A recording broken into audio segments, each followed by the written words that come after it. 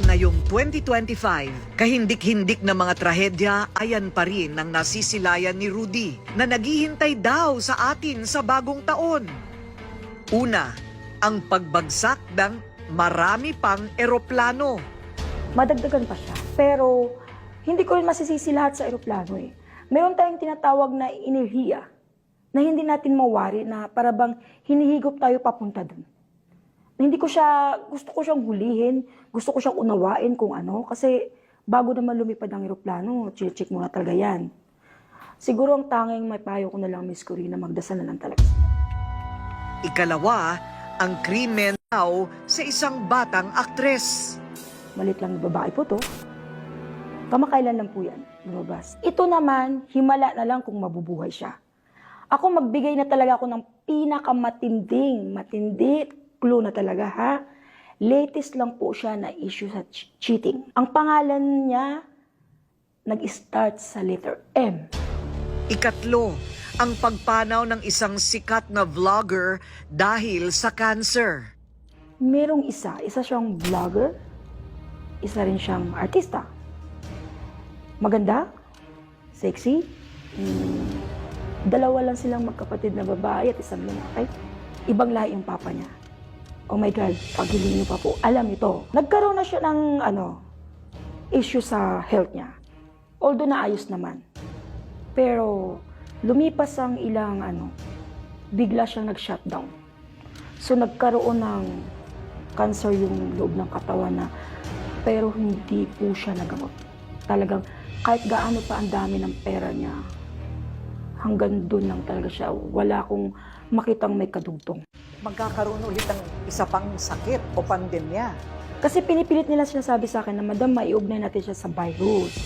Kanat, di siya pwede maiugnay sa virus. Kasi siya bakterya. Yung bakterya na yan, pag pumasok sa katawan natin, halimbawa ako nagkaroon yan, wag naman. Hahawakan mo man ako, i-embrace mo naman ako, hindi ka mahawaan.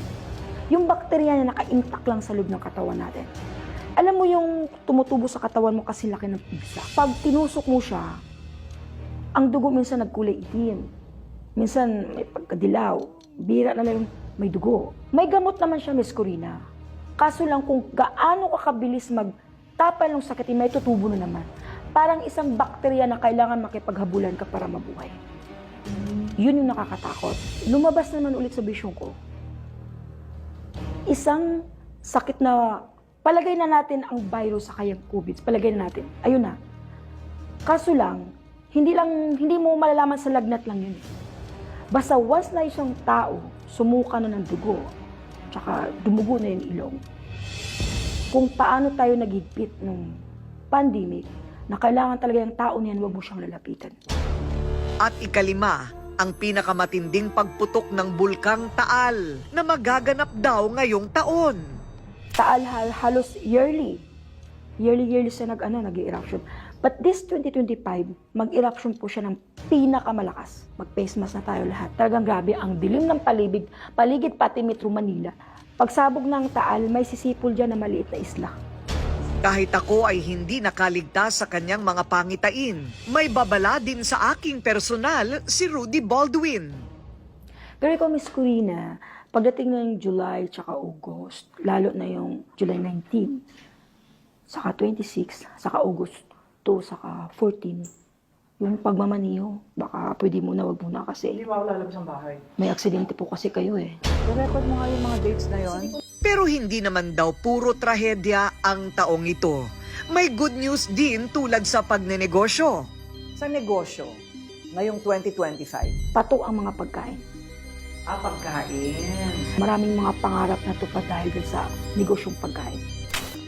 Sa kabila ng kanyang angking kakayahan, taas noong sinabi sa amin ni Rudy na wala naman daw siyang nilalabag na utos ng Diyos. Naniniwala si Rudy na ang kanyang mga nakikita o mga vision ay biyaya mula sa Diyos. Instrumento lang daw siya para maiparating ang mga mensahe sa mga tao. Tandaan natin palagi na ang Diyos nililigtas tayo. Kung hindi niya ipaparating sa atin, mapahamak tayo. Hindi man magawa ng Diyos, Miss Corina, na bumaba sa harapan natin para babalaan tayo, ngunit gumamit siya ng instrumento para maiparating sa atin na ganun niya tayo kamahal.